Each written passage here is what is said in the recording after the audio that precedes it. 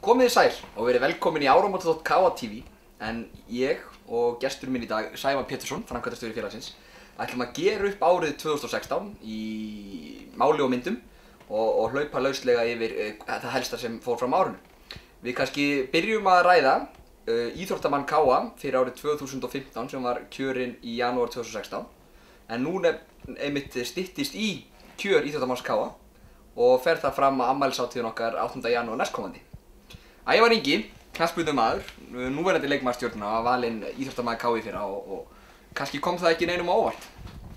Nei, alls ekki. Ævar var bara mjög flottur árið 2015, stóð sér vel bæði með KA og undir 21. landsliðinu. En því miður var ekki með okkur 2016 en var vel að þessu komin í fyrra. Og þeir sem eru tilnefndir núna, það er alltaf tilnefndir einn frá hverri deild og þeir sem eru tilnefndir núna eru Marta Hermannsdóttir fyrir Hagnarsdeild, Guðmann Þórisson fyrir knattspyrnudeild og síðan Valþór Ingi Karlsson fyrir blakdeildina. Og þetta verður spennandi í ár því að það eru sigrar á öllum sviðum. Já, ég held að þetta séu bara flotti kandidatar sem að koma til greina. Allir leiki stórt hlutverk í sínu liði á árinu og bara verður spennandi að sjá hvernig niðurstaðan verður í byrjun janúar. Og hjá svona stóru íþróttafélagi eins og KA er oft erfitt að gera upp árið á áramótum því að tvær stærri deildirnar okkar blakdeild og Hagnarsdeild, það er náttúrulega bara á miðju tímabili. Já, við horfum það aðeins í síðasta tímabili líka, hvernig menn stóðu sig á síðasta tímabili í handboltanum og blakinu. Við erum því miður ekki með marga iðkendur í spaðadeildin okkar sem að koma til greina þarna en knattspyrnan er svona eina greinin sem er bara innan almanna ásins sko. Og tímabili, ef við byrjum á blakdeildinni, í fyrra þá fer nú karlalið okkar ekki nóg með það að þeir verða bikarmeistarar, þeir fara alla leið í úrslitaseríuna og tapa þær frekar naumlega gegn HK. Þetta var hörku ár hjá blakdeildinni. Já, bara stóðu sig mjög vel og komu aftur heim með bikarinn eða annað ári í röð og það er pínu press á þeim í vetur að ná hérna bikarinn til eignar. Við þurfum að taka hann í vetur og þá er hann kominn til þess að vera í KA-heimilinu. Og við eignumst líka Íslandsmeistari í 3. flokki stúlkna í blakdeildinni og þrátt fyrir að þetta sé kannski ekki stærsta deildin, þá er gríðarlega vel unnið þetta starf sem að blakdeildin er að vinna. Já, þau hafa unnið bara frábært starf, bæði flottur árangur og margir landsliðsmenn. Þannig að bara job well done hjá blakdeildinni, bara frábært. Hagnarsdeildin líka gerði upp svona áramótum, við horfum þá í síðasta tímabil, þar ef við horfum á yngri flokkastarfið, það er náttúrulega 4. flokkar karla sem að fer í bikarúrslit og tapa naumlega þar og 5. flokkar karla verður Íslandsmeistari eldra árið. Þeir hafa árgangur sem verður ekki tapað leik í 2 ár, þetta er spennandi tíma framöndan af þeim. Já, bara mjög flottir strákar og hafa skarað fram úr. Hafa staðið sig mjög vel og björt framtíð af þeim sko. Yfirþjálfaraskipti í handboltanum, það var gerist í sumar. Já, mjög gott að losna þér Stebba. Nei, Stebbi flytur erlendis og bara búinn að vinna frábært starf en það er ekkert minni kanóni sem kom í staðinn, hefur fengið Jonna aftur heim og Jonni hefur verið að gera góða hluti en Stebbi var að vinna flott starf og þetta var fyrsta ári sem við vorum með yfirþjálfari í fullri vinnu hjá okkur eða fullu starfi og bara gekk mjög vel og vonandi eitthvað komið til þess að vera til framtíðar.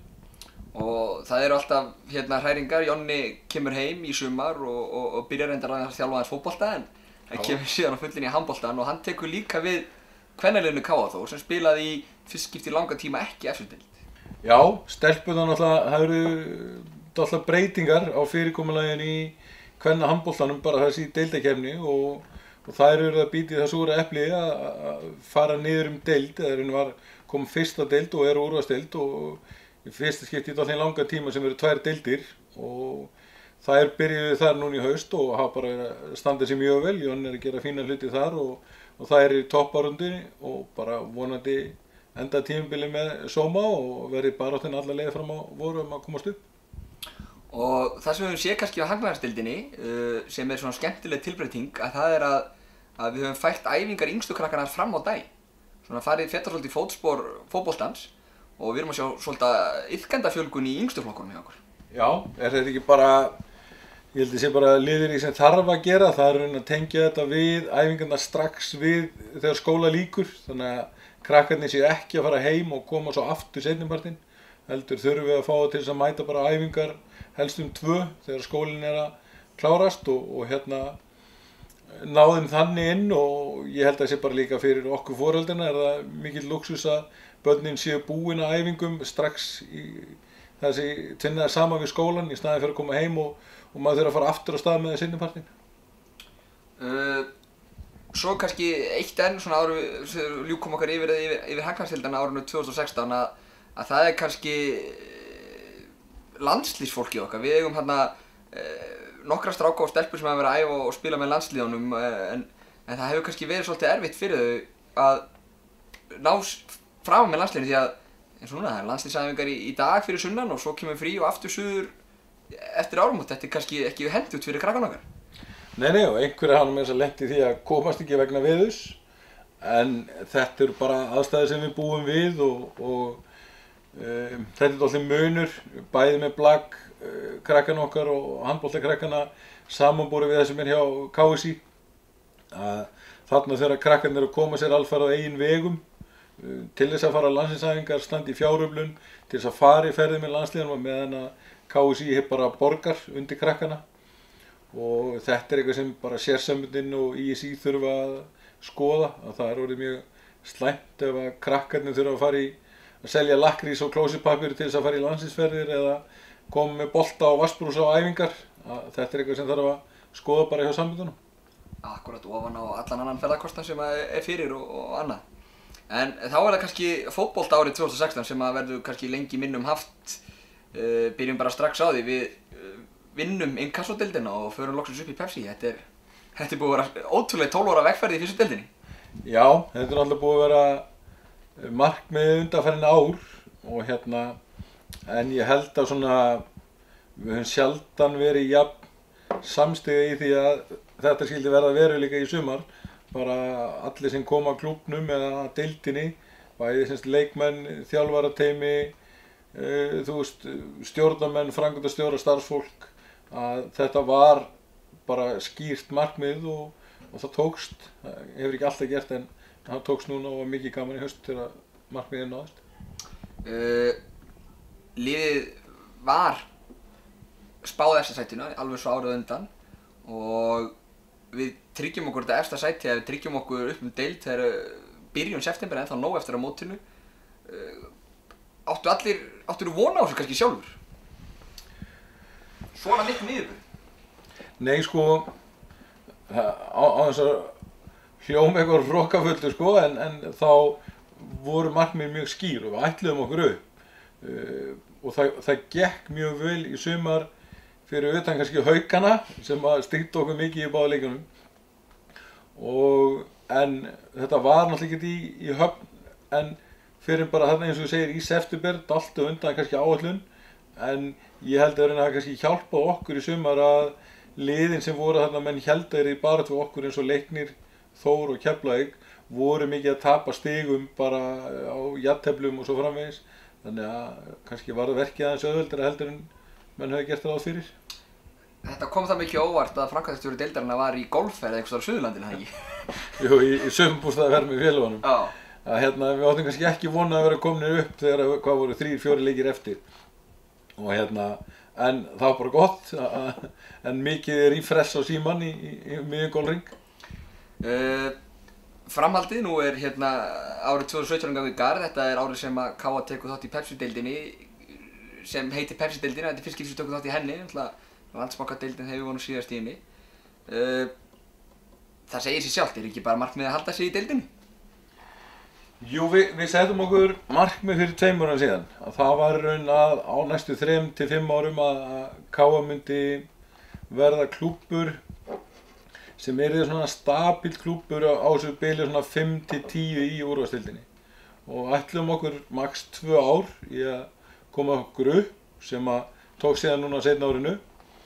Og nú tekur þá við 2-3 ára prósess það sem er bara eins og þú segir að tryggja sæti okkur í deildinni en vonandi samt með það sterkt lið að við kannski verðum ekki þessari baráttu 10, 11, 12 heldur svona í næstu grúpu fyrir ofan og við höfum verið að horfa kannski aðeins til lið eins og Víkings, Fjölnis og svo framvegis að koma okkur í það á það ról að vera þarna 5-8. Þau lið sem eru þessi 4-5 lið sem svona þau bera aðeins af bara í stærð og allri umgjörð á Íslandi og við höfum nokkur skrif eftir þangað. Er þetta mikið stökk fyrir deildina að fara úr því að vera í fyrstu deild og svona eins og bara margir hafa hægt bara pínu meðalmennsku í því að erum við búnir að undirbúa þetta einhvern veginn? Hversu mikið batteri er þetta að vera fattir upp? Pepsi-deildin er náttúrulega að vera gríðarlega stórar tekjur á sjónvarpssamningum og mikil umfjöllun í fjölmiðlum, leikmenn vekja athygli víðs vegar um heim sem standa sig vel í þessari deild. Hversu mikið stökk er þetta fyrir? Þetta verður alltaf þó nokkuð stökk því að hérna klúbburinn eins og þú segir er náttúrulega búin að vera 12 ár í deildinni fyrir neðan. Við höfum samt á undanförnum árum reynt að gera umgjörðin í kringum klúbbinn, í kringum leikmenn og svo framvegis eins og við viljum eða gerum okkur vonu að hún sé hjá öðrum liðum í úrvalsdeild. Þannig að ég held við séum svona komnir eitthvað áleiðis þar en svo náttúrulega kallar þetta bara á, þetta er meiri umgjörð í kringum heimaleiki, þetta er meiri prósess varðandi heimaleikina, varðandi keppnisleyfið og svo framvegis. Tekur við hugsanlega baráttu við bæinum, framtíðarvöll og stúku og allt í þeim dúr ef þetta gengur eftir sem við erum að stefna á. Þannig að jú, vissulega er þetta stórt skref en við erum svolítið eitthvað byrjaðir að undirbúa og komnir áleiðis. Svo megum við ekki gleyma Þór K. að það var eiginlega nokkuð góður árangur þar eins og mörg árun á undan. Kvennaliðið okkar Þór K. verður í 4. sæti í Pepsi-deild kvenna og stelpnir í öðrum verða Íslandsmeistarar og með þvílíkum yfirburðum. Já, þær vinna með einhverjum 9-10 stigum hefur upp í staðið og voru bara frábærir í sumar og bara árangurinn hjá stelpunum held ég sé bara mjög svo viðeigandi í sumar og bara flott sumar. Anna Rakel í liði ársins og líka hún Sandra Gutierrez. Já, Anna Rakel var, ef ég maður rétt stóðsendinga hæst eða eina af þeim alltaf og bara frábært fyrir okkur hérna sem að ölum upp þessar stelpur að sjá þær ná svona langt og bara standa sig vel. Engin spurning og það er að verða, þetta eru að verða þær sem við flest í landsliðinu og það eru stelpunar. Það er Sandra María í A-landsliðinu og svo voru það valda nokkur í úrtak svona fyrir A-landslið líka og þetta er bara kvennastarfi blómstrar sem aldrei fyrr. Bara frábært og stelpunar í yngri landsliðinu líka, við marga þar í 19 og 17 og bara frábært starf sem er að skila sér upp í meistaraflokkana. Og þá er það kannski sem helst í hendur við þennan árangur sem að næst núna sumarið 2016. Það er mjög markvisst og gott yngreflokkastarf undanfarin ára. Já, ég held að það sé nú bara framúrskarandi starf unni hjá yngreflokkunum hjá KA og hefur verið undanfarin ár. Það er náttúrulega fjölga gríðarlegum iðkendur og komið vel yfir 700 iðkendur yfir sumartíma þegar mest er. Við erum farin að sjá liðin okkar í yngri flokkum vera bara vel þjálfuð og samkeppnishæf bara við stærstu klúbba á landinu og það er bara eitt af því sem við viljum sjá, það er að bæta í það starf enn frekar, að bæta í afreksþjálfun og bara halda áfram með þá sem vinnu sem hefur unnið þar undanfarin ár. Já, það er einmitt svona, var gaman að heyra sko pælingunar hjá knattspyrnudeildinni í yngri flokkunum þegar var verið svona setja með sér markmið og pæla hvernig maður vinnur úr þessari fjölgun og því allt í einu að KA bara orðið eins og hérna sumarið 2015 þegar við förum í úrslit í Íslandsmóti í 4. flokki og verðum Íslandsmeistarar og við förum í úrslit í öllum liðunum í 3. flokki og svo framvegis að það var einmitt, Alli sagði, ég held að vera Alli sem sagði sko að KA ætti einmitt að verða svona klúbbur eins og Stjarnan eða Breiðablik, liðin ætti að hræðast, við erum fá KA.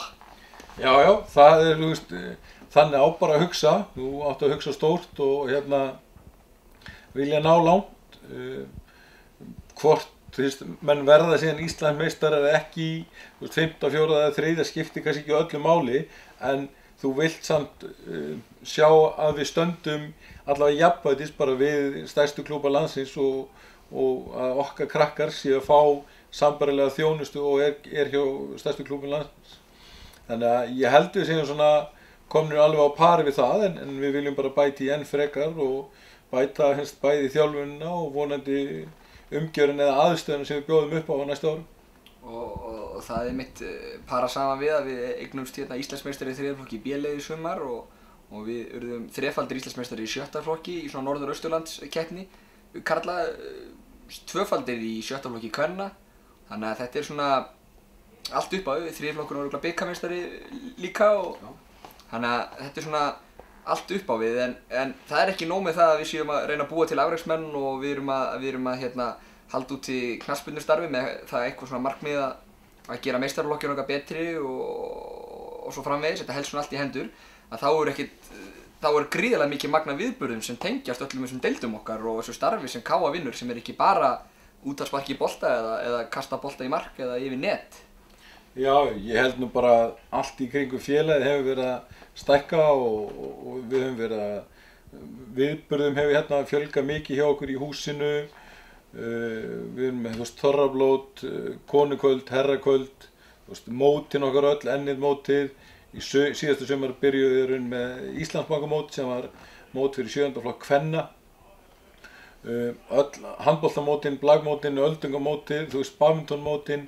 Þegar ég held að séu fáar helgar yfir árið þar sem er ekki eitthvað að vera hérna á svæðinu hjá okkur og það er bara eins og við viljum hafa það. Við viljum hafa líf og fjör í klúbnum okkar og á félagsvæðinu, þannig á að vera.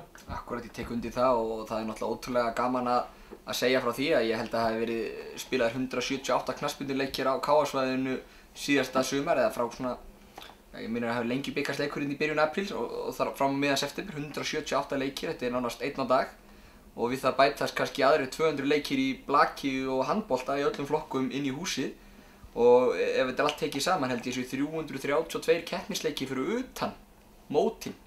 Já, sem er náttúrulega raunverulega önnur eins tala ef ekki meira ef þú tekur ennið mótið og svo fleiri inn sko, það sem eru 1900 guttar á svæðinu og handboltamótin okkar þar sem að fara gríðarleg fjöldi af leikjum fram. Þannig að ég held að þessi tala sé sko varla helmingur af þeim leikjum sem fara fram á ársgrundvelli hérna hjá okkur. Og svo hérna bætast ofan í þetta líka alls konar námskeið, Arsenalskóli, knattspyrnuskólinn okkar sem við fórum á stað í desember, það eru afreksæfingar í handbolta, leikjaskóli, við erum með líkamsrækt hérna á efri hæðinni, þetta er, já, ég vil ekki að segja umsvif félagsins sem slíks og þessa svæði sem er hérna við Dalsbrautina er að stækka og gengur bara vel. Jú, ég er búinn að segja það núna í nokkur ára að KA er náttúrulega bara að verða með það miklu umgjörð að þetta er að verða bara eins og eitt af stærri fyrirtækjunum á Akureyri. Við erum konum með gríðarlegan fjölda, ég held að við séum með 60-70 starfsmenn í hverju mánuði sem eru að fá launagreiðslur hjá okkur.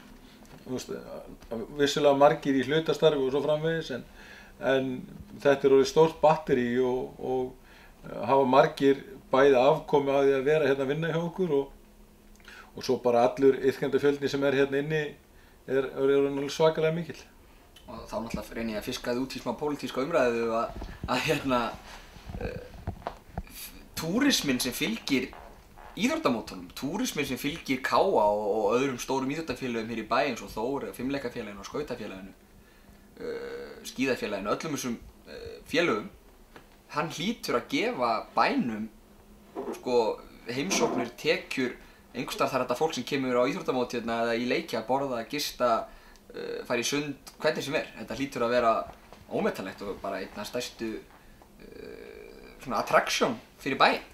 Já, ég held að þetta sé mun meiri og stærri tölu heldur en menn gera sér almennt grein fyrir sko. Þú sér bara þegar ennið móti er hjá okkur að þú ræðir við þá sem eru með veitingastaði eða skemmtistaði annað hérna í bænum að þetta er einn stærsta helgi eða ferðavika hérna ársins hjá þeim. Ég veldu bara af þeim gestum og gangandi sem kom inn á veitingastaði í bænum og ég held að þetta smiti sér, þetta eins og þú segir, fimleikafélaginu með mót, við erum með hérna stefnu og goðamót allan veturinn út í Boga, skíðafélagið, þetta er orðinn gríðarlega, Akureyri er íþróttabær þannig að tekjurnar sem koma af mótahaldi og öðru, bærinn og sveitafélagið hefur vissilega gert vel í uppbyggingu íþróttamannvirkja sem hjálpa okkur til við að halda þessi mót en félögin eiga vissilega mikið hrós skilið fyrir sína aðkomu að þessum mótum og hvað þau draga marga til bæjarins. Akkurat og það náttúrulega atvinnuskapandi bara.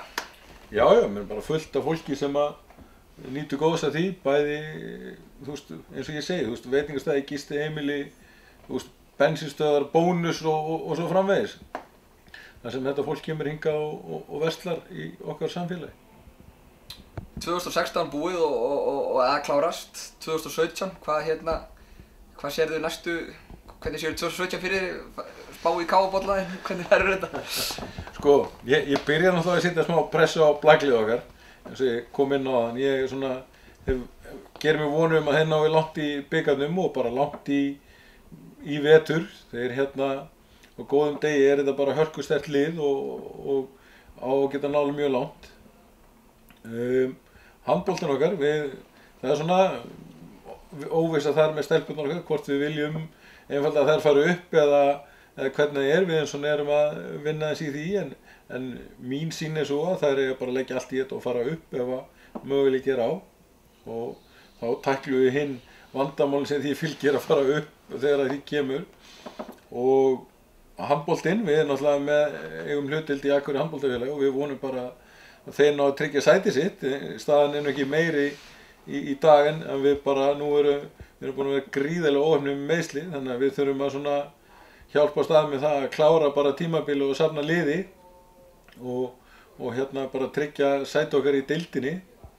Fótboltalega séð, þar erum við með, eins og ég kom inn á, bara væntingar að tryggja okkar veri í deildinni og maður lætur sig þetta alveg dreyma ef að vel gengur að það sé að kroppa í, þú veist, þessi 4., 5., 5., 6. sætið og í fullkomnum heiminn kannski að ná 4. sætinu, en það er mjög langsótt, en maður ekki alltaf láta sig dreyma áramót, þannig að það er kannski vonandi.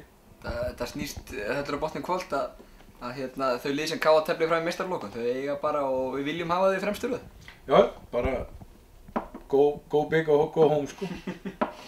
Herri, þetta er bara árið æðislegur og flottur þáttur í okkur, 2016 að enda. Við þökkum kærlega fyrir árið hérna hjá KA og hlökkum til að sjá okkur ferska næsta ári. Náttúrulega, glemdu kannski að koma inn á það. KA TV kom á árinu 2016 og þvílíkt magna útsendingum og þáttagerð og viðtölum sem við því fylgdi. Það er bara búið að vera frábært starf í kringu þá og bara enn einn skrautjöðurinn í bara hnapp félagsins að það skyldi hafa komið á og strákarnir inn í frábært starfi í kringum þetta og bara job well done.